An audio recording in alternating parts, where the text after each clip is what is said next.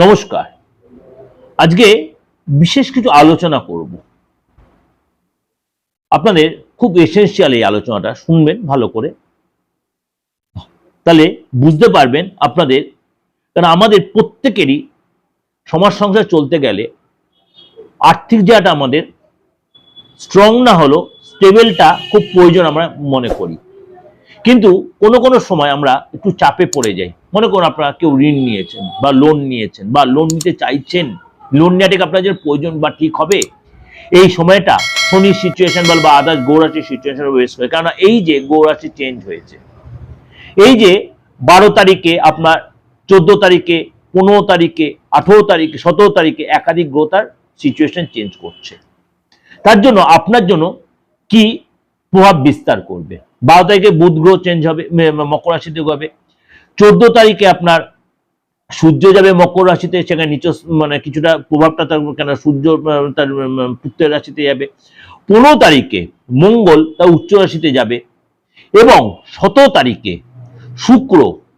শুক্র যাবে মকর রাশি। সুতরাং এই যে একাধিক গ্রহের মেজর চেঞ্জ আপনার জন্য কি প্রভাব বিস্তার করবে আপ টু ফেব্রুয়ারির 15 তারিখ পর্যন্ত আপনার জন্য কি প্রভাব বিস্তার করবে।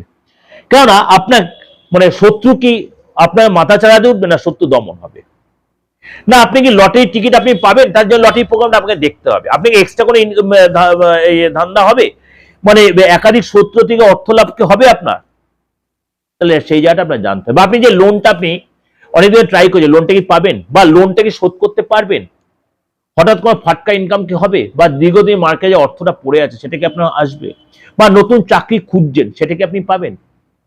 তার জন্য এই প্রোগ্রামটা আপনাকে দেখতে হবে। তার জন্য বললাম প্রোগ্রামটা খুব এসেনশিয়াল আপনাদের জন্য।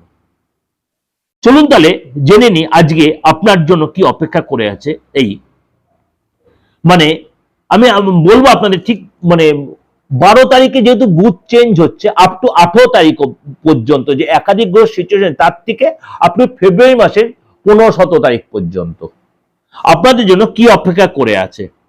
অর্থাৎ আপনারা মানে প্রতি মুহূর্তে দেখছেন হ্যাকেল হয়ে যাচ্ছেন। সেই হ্যাকেল পানাটা কি কাটবে, কনফিডেন্সটা কি ল্যাক করবে, বা লোকের কাছে কি ধোকা খেয়ে, বা আপনার বিয়ের যে যোগাযোগ সেটা কি এবার কনফার্ম হবে, সেটার জন্য কিন্তু আজকে আপনাকে এই প্রোগ্রামটা শুনতে হবে। চলুন তাহলে জেনে নিই আপনার জন্য কি অপেক্ষা করে আছে। কন্যা রাশির লোকেরা এই সময় কিন্তু খুব যে আপনি চাপের সম্মুখে তা না, আপনাকে একটু সতর্ক থাকতে হবে, চোখ কান খুলে চলতে হবে। চোখ কান খুলে চললে আপনি কিন্তু এসব খুব একটা সময় আপনার শত্রু আপনাকে চাপে ফেলতে পারে, শত্রু আপনি বিরক্ত হতে পারে, আপনি কোনো পৈতৃক সম্পত্তি চাপে পড়তে পারেন, বা আপনাকে কেউ হয়তো ভুল বুঝতে পারে, আপনাকে হয়তো বিনাকানি মানে অশান্তি একটা পরিস্থিতি, আপনি সেগুলোকে এড়িয়ে চলে সেই জায়গাটা আপনি বেরিয়ে আসতে পারবেন। এবং আপনি অনেকটা নিজেকে আপনাকে রিল্যাক্স থাকতে হবে, তর্ক বিতর্ক অশান্তি এড়িয়ে চলবেন। এটা আপনাদের আমি ওভারঅল একটা প্রেজেন্টেশন দিলাম, অবশ্যই আপনাদের ভালো লাগবে, অবশ্যই ভালো লাগবে। কেন এই যে প্রেজেন্টেশনটা, এই যে একাধিক গ্রহ মেজর ট্রানজিট মকর রাশিতে হচ্ছে, শুধু আপনার রাশির ক্ষেত্রে কি এফেক্ট হচ্ছে সেটা আপনি অবশ্যই আমার প্রোগ্রামটা দিলে জানতে পারবেন।